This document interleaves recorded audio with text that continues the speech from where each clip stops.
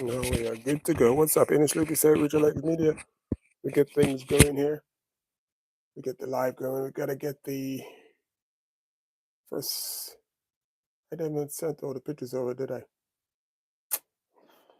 Okay, so let's hopefully I could do this now.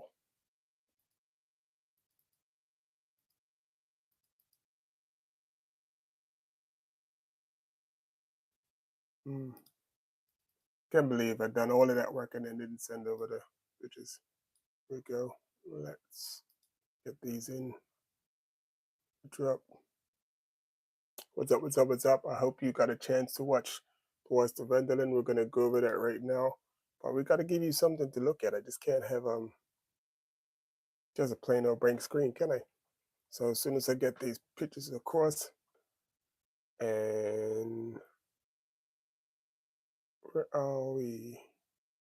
Done. Green screen.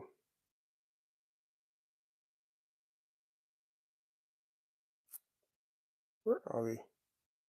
Is this? That's So we need opening. Okay, so they're all here. Here we go. There we go. Doors with Vendolin. So let's get things started. I feel really proud of myself because I worked so I could get this right. So this could be on point. So we're just gonna hang around for a minute, see if we could get a few people in. And remember, on the way in, make sure you hit the like button, subscribe to the channel, and we're gonna go over Doors the Vendolin. And I had to put on the. I want to break that.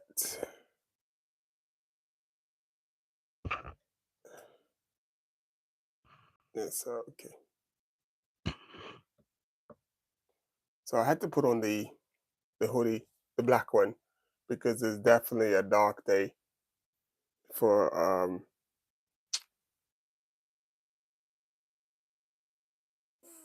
Visma Lease bike. Is that the one I want to start with? No, it's not the one I want to start with, is it? This is the one that I want to start with. That's the one that I want to start with. And so towards the Vendolin, EF Education, Delight, and Visma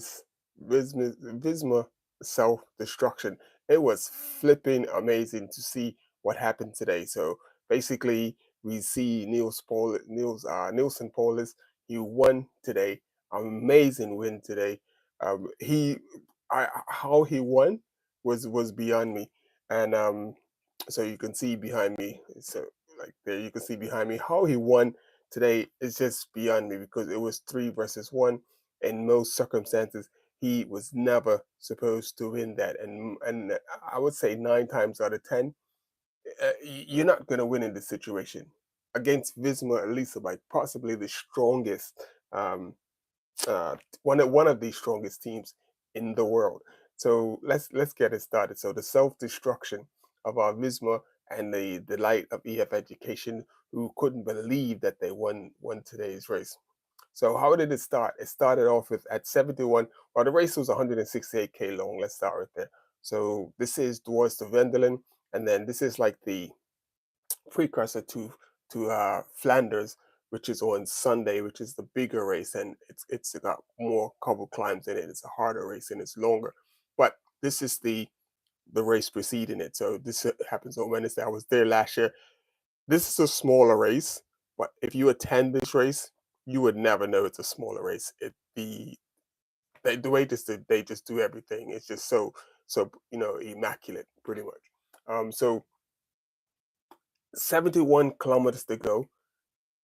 Almost the whole Visma team just attacked, and when they attacked, no one could follow. So you had Matteo Jorgensen, you had Wout Van Aert, and you had Tish Benut, and there was another Visma.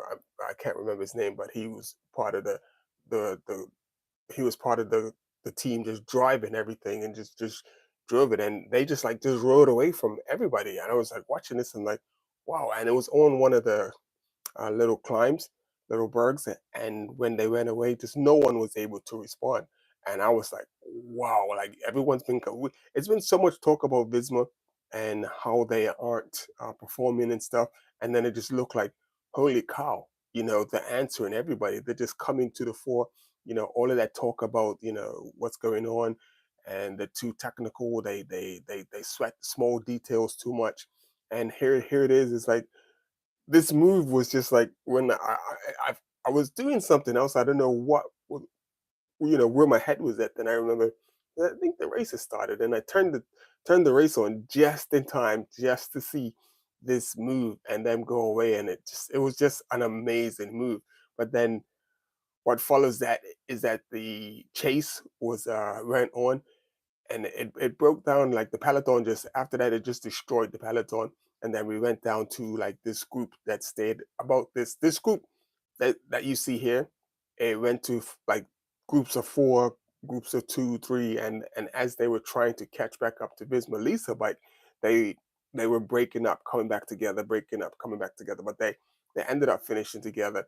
My man Biniam Gourmet is like the last one in the bunch, and I think he so the group actually separated. This group actually split up coming towards the end. So there was a third bunch, like there was the four, the three Visma Lisa guys, and then the EF Education, and then there was a group of about 6 or 7, and then there was Binny's group, and Binny won his little group, the sprint. But um, I just like watching Binny. I'm a big fan of him, and it just looked like he just doesn't have the condition to follow the moves. Like when he won get Ravelgum, he was able to follow the moves and go across. But he tried to. He went on the front a few times, and he tried to follow a few. He followed a few moves, but then at one point he was like hanging off the back, and he had to work his way back, and he got dropped, but he got back on. So he's my man and everything, but he's got some work to do. Hopefully this is dialing him in to so when the tour comes around, he'll be in shape like right on time.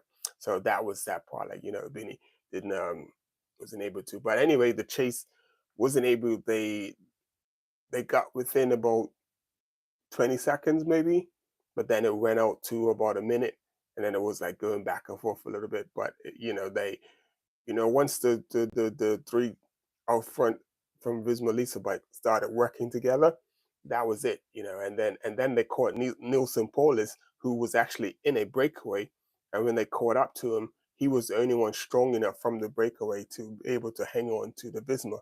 So he made the perfect move by going into the breakaway early. So that was just worked out great for them. Just worked out great for them. So the next thing is, and there was a one point where like there's some gamesmanship was starting, and you can see like the two Visma uh can I yeah the two Visma guys out front out here. So they're trying to like they didn't even know what Tish Pinot was doing. So Tish Pinot sort of set up, and Nielsen Paulus was just sitting on his wheel. So Tish Pinot just sort of sat up and like sort of started freewheeling. And then the next thing, Tish Pinot, Nielsen Paulus had to come around and work his way and get back on. So they tried a little something, but that was their downfall was um, they didn't try and like do the traditional thing like where it's like I'm pretty sure everybody that's into cycling was waiting for when is Visma Lease bike going to start to work over pullers, because you can't take them to the line, because if you take them to the line you lessen your chances of winning because something could happen and he could win. So yeah, they took him to the line, and then we're going to hear from Wout Van Aert who explains what happened. But Matteo was pissed. Matteo Jorgensen was pissed. Then so this is leading up. This is just before the sprint. So they're just getting ready to hit the line. This is that last turn. It's about 200 kilometers. Once they make this right turn, it's about 200 kilometers to the finish. So they make this turn, and as you can see, uh, Matteo Jorgensen he led the sprint out, and so he's finished, and he's sort of fading back, and then Tish Benoit was the second to last rider for Visma to be leading out Wout Van Aert, and then Wout Van Aert came around. But when Wout Van Aert came left, when he came left over this side, Nielsen Paulus came like from here and went around at the same time, and it looked like, okay, it was a formality and he would be able to handle the business, but that's not what happened. And Nielsen Paulus was just the stronger rider on the day. And then we're going to hear Walt Bernard's explanation as to what happened. So as you can see, it was a massive upset. And if you look at all of the uh, the Visma riders, that all have their heads down, like like they just can't believe, like they're like saying like, what happened? What just happened? We didn't just lose that, did we? Yes, you did. Like what just happened? And they just like that, just threw. I won't say they threw it away, but I'm gonna say after, but I'm gonna let you hear from Matteo and Walt. So first, let's hear from Matteo Jorgensen. Um, that's not the one that I want? Is this no? That's Walt. We don't want Walt. Um, we want Matteo.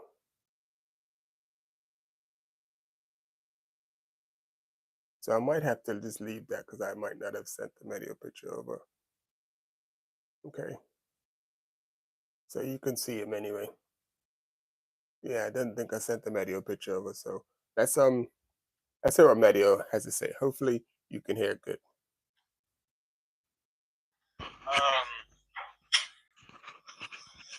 We did a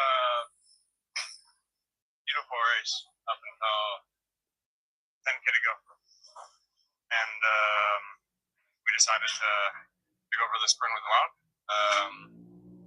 and it was the wrong decision. We be honest about that. We also underestimated Nielsen, so really chapeau to Nielsen, and congrats. That was a great sprint from him.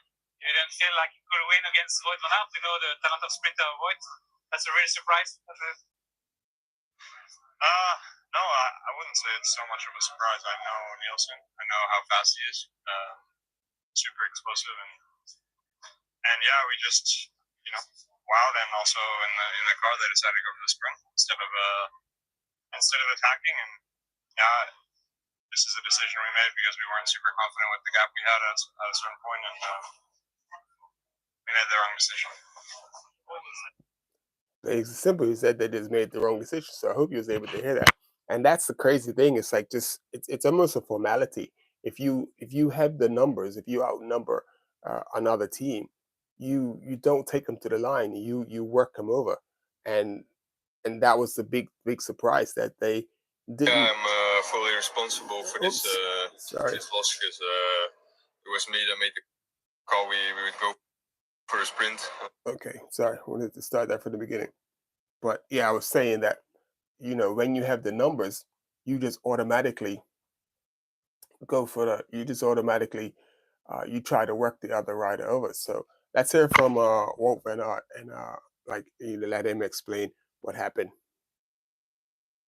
Yeah, I'm fully responsible for this loss because it was me that made the call. We would go for a sprint, and I asked Matteo and Tish to just control in the final and bring me to the line because yeah, I was confident they could win the sprint, but then in the sprint I cramped completely, and Nielsen POWLESS turned out to be stronger. Yeah, I was just too selfish in the final. I wanted this victory so bad, especially after all the criticism I've been through and all the bad luck I've been through last year. And yeah, I would say for once I was thinking about myself. Yeah, I'm fully responsible. Yep. So there you have it. Walt Van Aert said he was thinking about himself, and that was the end result. That said he cramped up, but that's a shame that he did cramp up because we know Walt of the past is the guy is super strong. He can sprint with but he won a sprint stage on the Champs Elysees, so we know the man is fast, and I'm pretty sure that he's faster than Nielsen Paulus. So to lose a one-up sprint, and the thing is, it's like if you've seen him sprint, like you've seen him win on the Champs Elysees, this man is fast. You just would not bet against him winning the sprint. And for him to lose the sprint to Newsom Paulus, it was just like something is majorly wrong with this man. You know, just something's mental going on. He's just not the Walt Van Aert that he used to be. He is no way and nowhere, no how the man that he used to be. And something needs to be done. Needs to go see, get some counseling or something, or talk to somebody, get his head right.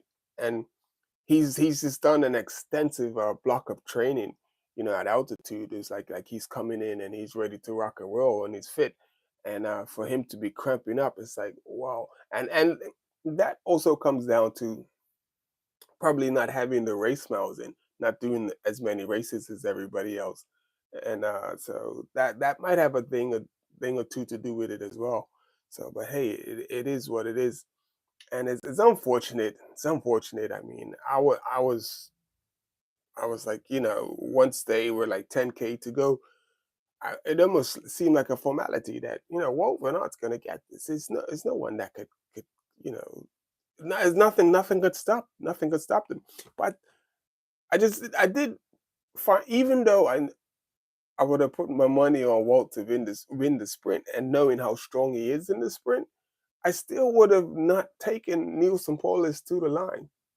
I still would have, had the boys. We need to work them over. But here's the thing about working over Nielsen Paulus. If they work over Nielsen Paulus, if Tish Benoit goes, or even Matteo Jorgensen goes, and Walt has to like be the teammate and not chase, then there goes his opportunity to win the race. And like you said, he was selfish. The only thing on his mind was he needs to win a race, and it just went out the door. So that's the main reason why he wanted to wait for the sprint, and he didn't go. They didn't do the thing where they just tried to work the other team over, because then there's a 3-to-1 chance that he would not get the opportunity to win. So, anybody could get the win. And at one point, that's what Visma Lease bike was. They were a team, all for one and one for all. And today was not of that ethos. Y- yeah, yeah.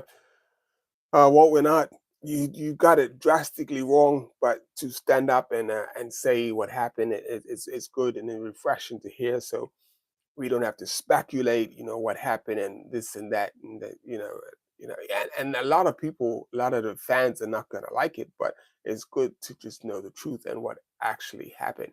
So, but it is what it is. So the next thing is we got Flanders coming up on Sunday. That is a massive, massive event. Um, I wish I had some. I wish I could show a video on here to show you like the whole presentation and everything.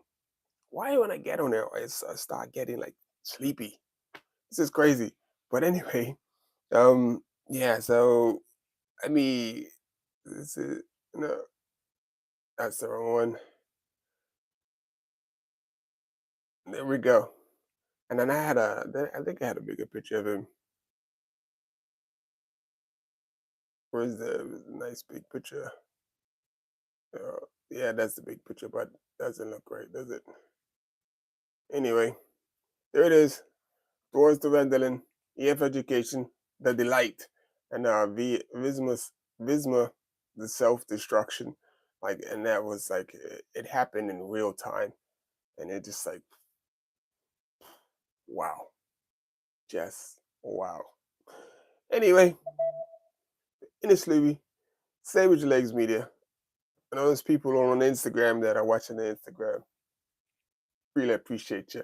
The Instagram is going kaboom. You need to, if you want to see the video highlights and the in my reels, I put like the video highlights just to finish and maybe a key moment throughout the race on my Instagram. My Instagram is Say It With Your Legs Media. Say It With Your Legs Media on Instagram. So go check it out. Give us a follow on Instagram, but also make sure you like and subscribe to this. And I appreciate you. So I got no likes on this, man. But you people just do me like that, man. No one liked, man. Can't even get like one like. That's crazy. That's crazy. I can't even get a like. But anyway, I am about to sign out. But before I go, we need to do this. we need to do this. I think the audio is working, isn't it?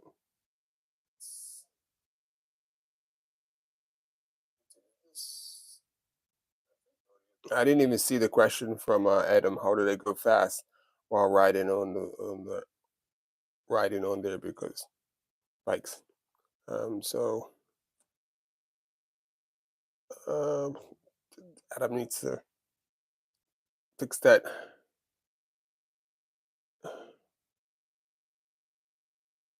I should have shared it before I started. Can share it now.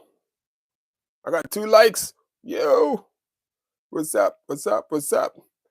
Peace. Appreciate you. Whoever that person was that gave me a like, definitely appreciate you.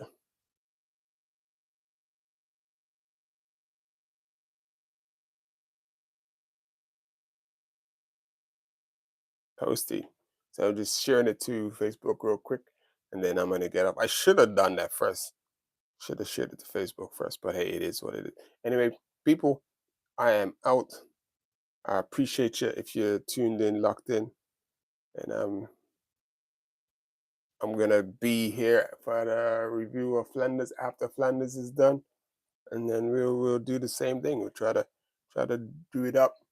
Uh, I'm working on this presentation. I like this format. I like how it. So I'm just working on it and getting it right. So hey, we'll see.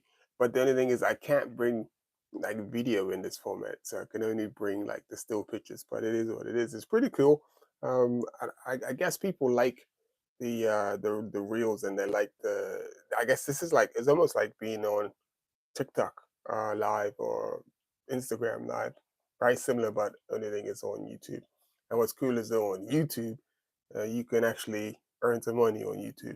So, and then the other thing, I had to wear the black tee today for Visma Lease bike man because their hopes and dreams got buried today. That was that was hard to see. That was flipping hard to see. But anyway, it is what it is. People, I am out and Flanders on Sunday. All right, we will see you on Sunday. Is it Sunday or Saturday? I'm not quite sure, but on the weekend.